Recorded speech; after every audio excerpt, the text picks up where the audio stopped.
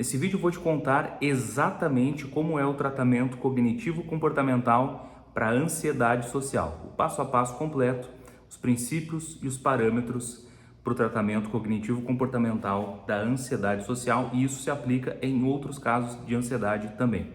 Ontem eu gravei um vídeo que vai ficar listado aqui no card, explicando o porquê a exposição é tão importante para os casos de ansiedade. Então hoje eu estou complementando esse vídeo explicando o passo a passo completo, explicando os princípios e as principais técnicas cognitivas e comportamentais para tratar a ansiedade social. Lembrando, claro, se você gosta do meu trabalho, além de se inscrever aqui no meu canal, ativar notificações para ser avisado sempre que eu postar um vídeo novo, além de deixar seu like, compartilhar, você pode me ajudar de outras formas também, como por exemplo, escolhendo um valor para fazer uma doação, clicando aqui em valeu, ou o gostei demais, dependendo do formato ele aparece de diferentes formas, mas essa forma seria apenas uma doação espontânea que você faria.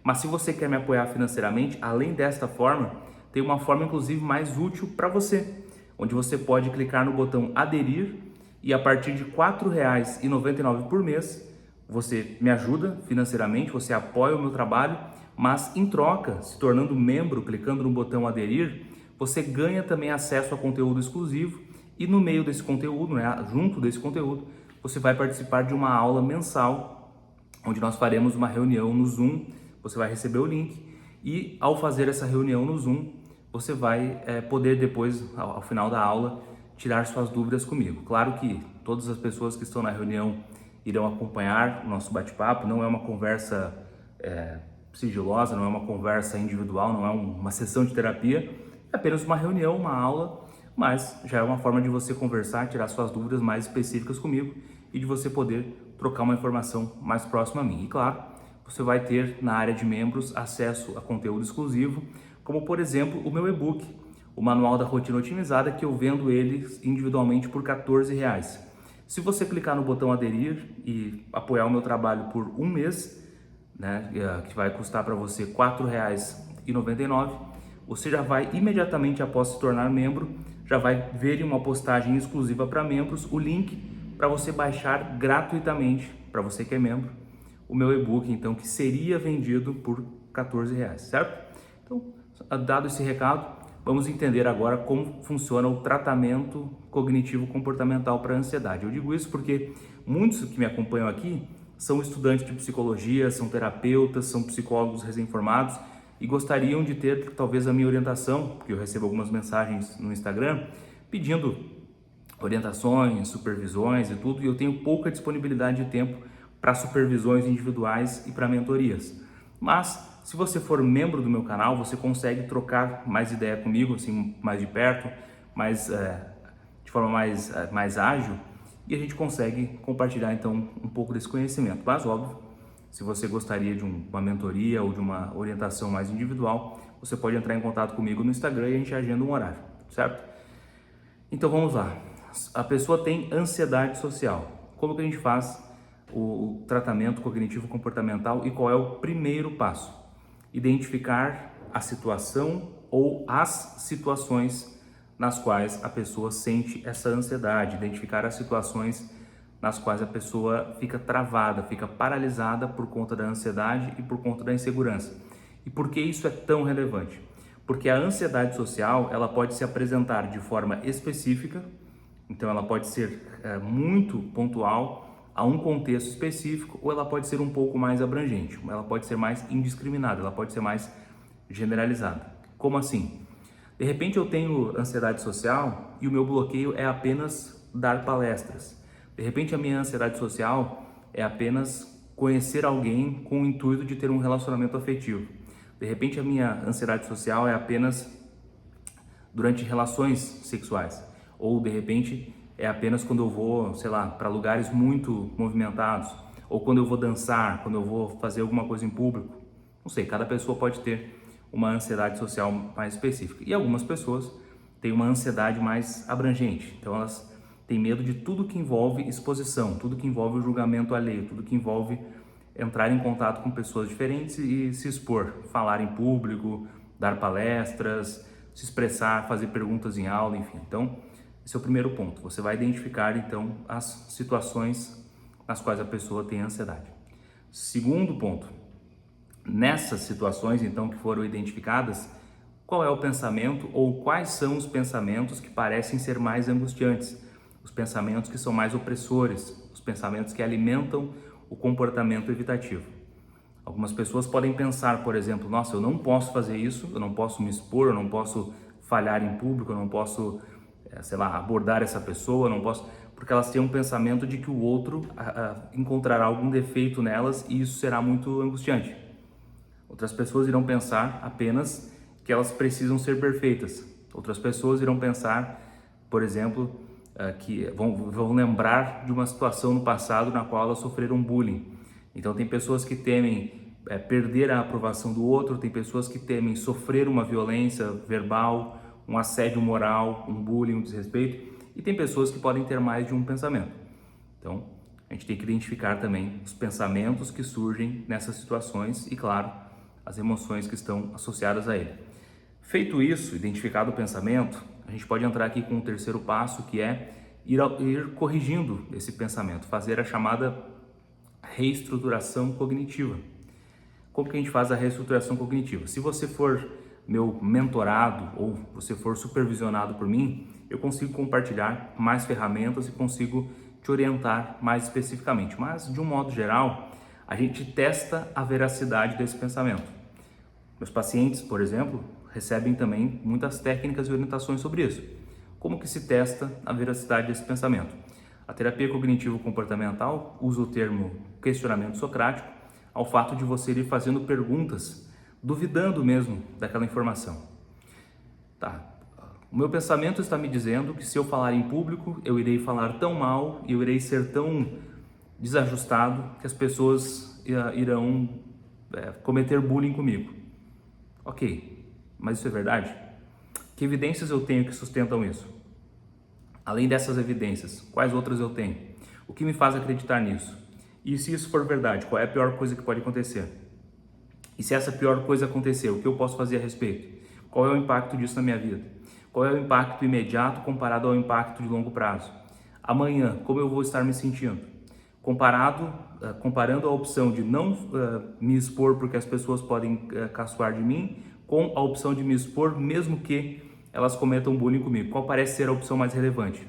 Então a gente vai questionando esses pensamentos e vai corrigindo aos poucos esses pensamentos. Mas claro, isso não é o suficiente para você tratar a ansiedade social, porque o tratamento ocorre através da exposição. O tratamento ocorre você vencendo então essas situações, né, causadas pela ansiedade. Aí aqui a gente tem que preparar uma exposição para fazer a dessensibilização sistemática, que eu já falei no vídeo que eu postei ontem. Como é a dessensibilização sistemática? Olha, eu estou num nível de sensibilidade, eu estou num nível de aversão, de desconforto. Eu vou sistematicamente diminuindo, né, o desconforto que aquela situação causa em mim. Eu não vou sair de um estado onde eu tenho muito medo, muita insegurança, muita ansiedade social e no dia seguinte eu não tenho mais nenhum receio. Há pessoas que prometem isso através de algumas abordagens envolvendo, não vou nem mencionar aqui, mas há pessoas que prometem isso. Eu desconheço a veracidade dessas técnicas, eu desconheço a capacidade de ter uma manutenção no longo prazo dessas intervenções que tiram a pessoa de um extremo de ansiedade social e através de uma sessão a pessoa já está curada. Eu desconheço. Eu vejo na prática que a dessensibilização ocorre sistematicamente e que ela pode ter algumas recaídas, inclusive nesse intervalo. Por isso que o suporte do terapeuta é tão importante e por isso que naturalizar a recaída e a oscilação, naturalizar o fato de que a mudança não é linear é fundamental. Mas então, depois que você identifica então quais são as situações que causam ansiedade, quais são os pensamentos, aprende a questionar a veracidade dos pensamentos, aprende a corrigi-los, a gente vai fazer um preparo para você começar a se expor gradativamente. Aí aqui existem duas possibilidades. Opção 1, a pessoa ela tem a ansiedade social restrita e circunscrita a uma situação. Ela tem apenas medo de falar em público. Aí você pega para aquela pessoa, junto com ela na terapia, ou a pessoa aprende a fazer isso sozinha, ela vai pegar aquela situação de falar em público e ela vai imaginar diferentes níveis de desafio para a experiência de falar em público. Porque, veja, dar uma palestra para 1000 pessoas causa um nível de tensão que falar em público em um amigo secreto da empresa causa um outro nível de tensão. Fazer uma pergunta em uma sala de aula causa um outro nível de tensão. Então, se a pessoa tem a ansiedade social apenas pensando em falar em público, ela vai apenas... Eu recomendo que faça pelo menos 5 níveis, já é um número bom, até 3 assim, mas 5 níveis é um número interessante, dá para trabalhar bem com 5 níveis de intensidade. Você vai listar em ordem decrescente, né, do mais difícil para o mais fácil, e você vai se concentrar primeiro apenas no nível mais fácil. Você vai testando até que o nível mais fácil fique ok, você passa para o próximo nível e assim gradativamente. É assim que funciona a dessensibilização sistemática. Agora, tem o outro caso, que é quando a pessoa tem mais de uma situação que envolve a exposição social e que envolve esse desconforto. Então a pessoa tem muita ansiedade para falar em público, tem muita ansiedade para ir para visitar lugares novos, para viajar sozinho, para comer em público, para ir no shopping, para fazer compras. Então tem várias situações. Ela vai enumerando assim, vai linkando, né? Elencando qual é a situação mais angustiante e desafiadora até a mais fácil, e depois ela pega uma por uma e divide em níveis também, assim como fez no exemplo anterior. Então, ok, a situação mais difícil é dar uma palestra. Em segundo lugar, assim, em nível de dificuldade, seria mais difícil me aproximar de alguém com interesse de ter uma relação afetiva. Depois seria comer em público. Então eu vou começar pela situação mais fácil. Da situação mais fácil, eu vejo que existem formas diferentes de me expor. Então, se a situação mais difícil é dar uma palestra, a palestra pode ser para 10 pessoas, para 50, para 100, para 1000. Eu vou começar pela forma mais simples, vou aceitando falar em público, vou aceitando fazer uma fala em uma reunião, em um congresso, em um evento científico, e eu vou aumentando a minha tolerância, certo? E assim por diante. Então, a gente faz a dessensibilização sistemática desta forma. E como eu falei, a gente naturaliza o fato de que existem recaídas, que existem altos e baixos, que o processo não é linear. Você identifica quais são as situações que causam ansiedade, você identifica quais são os pensamentos que alimentam a ansiedade dessa situação, você questiona esses pensamentos, aprende a corrigi-los, aprende a identificá-los e você identifica quais são as situações que você evita para que sistematicamente, para que gradativamente você passe a ficar mais tolerante e mais resiliente com relação a isso. De um modo geral, sucintamente, é assim que se trata a ansiedade social. Mas como eu falei, se você for apoiador do meu canal, se você participar de aulas que são exclusivas para apoiadores, e você pode fazer isso com valores a partir de R$ 4,99 por mês, ou ainda, se você puder investir mais, né, financeiramente, você quiser uma atenção exclusiva, você pode entrar em contato comigo, ou para marcar uma consulta, caso você não seja da área da saúde, ou para marcar uma supervisão, se você for acadêmico de psicologia ou for, sei lá, estagiário, psicólogo recém-formado, a gente pode conversar também sobre essa possibilidade. E aí eu consigo compartilhar mais ferramentas e te auxiliar no passo a passo sobre como tratar a ansiedade social. Mas os princípios que você encontra em livros de terapia cognitivo-comportamental, em artigos científicos, eles envolvem isso que eu apresentei aqui. Se você tem alguma dúvida, alguma curiosidade, tem alguma coisa que você ficou em dúvida sobre como aplicar, deixe aqui nos comentários que eu vou interagindo. E se você gostou desse vídeo, se ele foi útil para você, deixa um like também para eu saber se você gostou e comente o que você achou.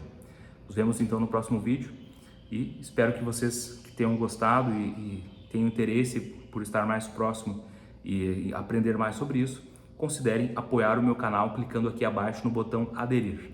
Muito obrigado pela atenção e até o próximo vídeo.